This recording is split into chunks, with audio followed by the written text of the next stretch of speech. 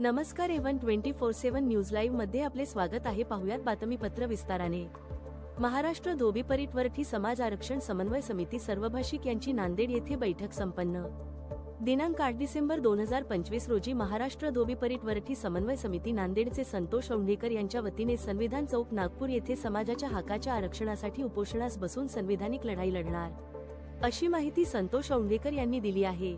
यावेळी महाराष्ट्रातील धोबी परिटवरठी समाज बांधवांनी मोठ्या संख्येने उपस्थितीत राहावे, असे आवाहन वामनराव पेनूरकर, कोंडीबा मांजरमकर, बालाजी कापसे, पिंटू मारवाडीकर, शंकर कापसे, पंढरी येवले यांनी केले। यावेळी माध्यमांशी बोलताना संतोष औंढेकर, जय गोपाला, जय गाडगे बाबा, जय भीम, जय संविधान। मी संतोष औंढेकर। येत्या 8 डिसेंबर रोजी महाराष्ट्र धोबी परिटवरठी समाज आरक्षण समन्वय समिती यांच्या छत्रछायेखाली सर्व समाज धोबी समाज बांधव 8 डिसेंबर रोजी नागपूर येथे अमर उपोषणावर सागरी उपोषणावर बसणार आहेत। आणि विशेष बाब म्हणजे 60 वर्षापासून जे आमचं आरक्षण हिरावून घेतलेले आहे, प्रांत रचना महाराष्ट्रात जेव्हा विभागणी झाली त्यावेळेस आम्हाला एसी प्रवर्गातून ओबीसी मध्ये तयार करण्यात आलं। त्या लढ्यासाठी आज 60 वर्ष झाली समाज आमचा लढा देत आहे। काही लोक याच्यामध्ये त्यांचे स्वप्न अजून राहिले, ते आम्हाला सोडून गेलेत आणि जे आहेत आता सध्या नेते मंडळी आमची ते खूप जीवापाड प्रयत्न करून आरक्षणासंदर्भात तिच्या म्हणजे पाठलाग करत आहेत, पण या सरकारला काही जाग येत नाही। 2002 मध्ये डॉक्टर भाडे समिती ही सरकारतर्फे निवडण्यात आली। त्या अहवालामध्ये त्यांनी सरळ स्पष्टीकरण दिले की धोबी समाज हा अस्पृश्यतेचा निकष पूर्ण करतो व त्यांना तत्सम सवलती तात्काळ लागू करण्यात यावे, पत्र सुद्धा दिले त्या समितीने। तरी सरकार आज तयार नाही आम्हाला द्यायला। आणि आजपर्यंत आमचा समाज कुठेतरी कमी पडत होता म्हणण्यापेक्षा एकटे संघटना आपल्या परीने लढा देत होती, ते सर्व आज एकत्रित आलेत। हे खूप मोठी ताकदीची बाब आहे आमच्या समाजासाठी। आणि आता 8 डिसेंबर रोजी आम्ही साखळी उपोषण व आमरण उपोषण करणार आहोत। 8 डिसेंबर रोजी उपोषण करणार याला पाठिंबा किती जणांचा आहे आणि कोणत्या संघटनेचा राहणार? आता सध्या स्थितीमध्ये माझं बसलो तुम्ही अमर उपोषणला नांदेडमध्ये आमच्या, तर आम्हाला प्रत्येक समाजाच्या व्यक्तीने पाठिंबा दिला। त्यांचे सगळ्याचे लेटर हेड आहेत माझ्याकडे।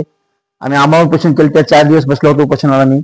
हे पूर्ण समाजाचे संघटनेचे लोक आमच्या समाजावर खरंच अन्याय झाला आणि आपल्याला न्याय भेटला पाहिजे म्हणून तिथं जिल्हाधिकारी पेशून आम्हाला पत्रकाद्वारे पाठिंबा जाहीर केला त्या संघटनेने, भरपूर संघटना। आणि यावेळी जी आशा आहे की भरपूर संघटना आम्हाला पाठिंबा देतील।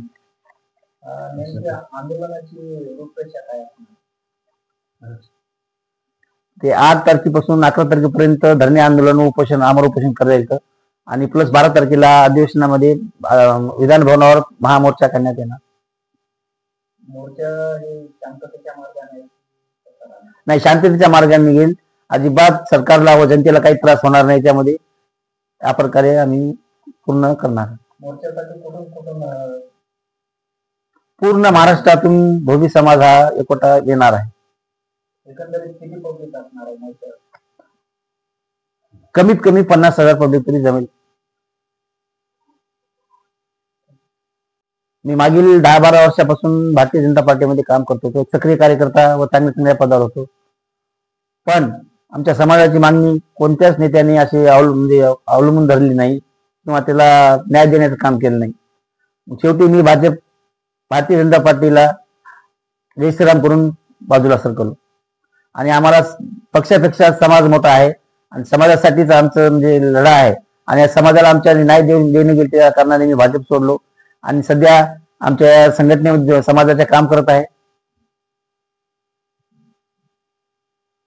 काल 11 तारखेला जे राजेंद्र शेठ खैरनार यांच्या आयोजनाखाली नाशिक येथे बैठक संपन्न झाली होती। त्या बैठकीमध्ये असं ठरले की 8, 9, 10, 11 तारखेला साखळी उपोषण आमरण उपोषण, 12 तारखेला महामोर्चा विधान भवनावर।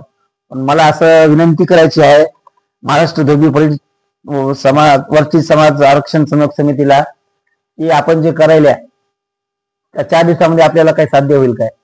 माझी एक नम्र विनंती आहे की हे आपण 4 दिवस जे ठरविले ते ठीक आहे, मला त्याला विरोध नाही, पण माझी एकच विनंती आहे की जोपर्यंत आपली आरक्षणाची मागणी पुरी होत नाही तोपर्यंत आमरण उपोषण संपणार नाही व मागे घ्यायचे नाही।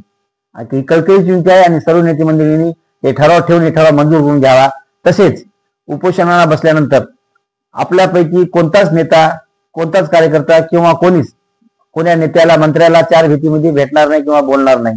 जे काही बोलायचे आहे, जे काही ठरवायचे असेल ते ठरेल ते सगळ्या समाजापुढे ठरणार आहे. आणि याची विनंती, हे ठराव सुद्धा मंजूर करून घ्यावा की कोणीच 4 भेटीमध्ये बोलणार नाही आणि काय ठराव आहे ते सगळ्या जनतेसमोर ठरेल. सगळ्या जनतेनं बघावं की हे काय योग्य आहे का नाही. त्यावेळेस समोर उपोषण सोडण्यात येईल.